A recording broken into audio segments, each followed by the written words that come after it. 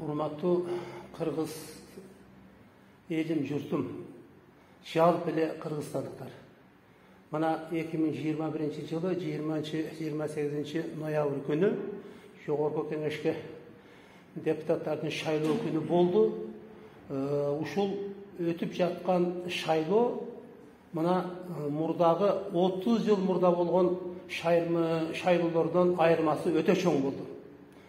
Мен мындай шайлоону мына ушул күнгө чейин бир да көргөн жокмун. Мына өзүбүздүн ошо шайлоо участкасындагы кээ бир адамдар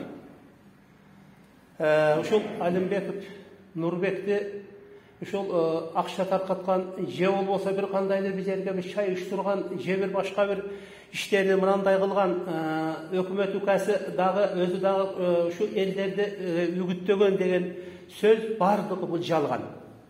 Мен эч убакта буга ишенбейм. Мына жалпы эл ишенбейт. Мына Алимбеков Нурбектин бир эле өзүнүн элине эмес, Кыргызстан, жалпы Кыргызстанга, бардык Кыргызстан аймактарына жардам бергенин жалпы элибиз билет.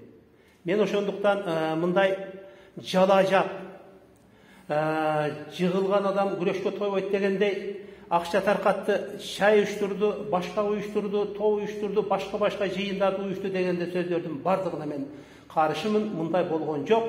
Эң сонун таза шайлоо өттү деп эсептеймин.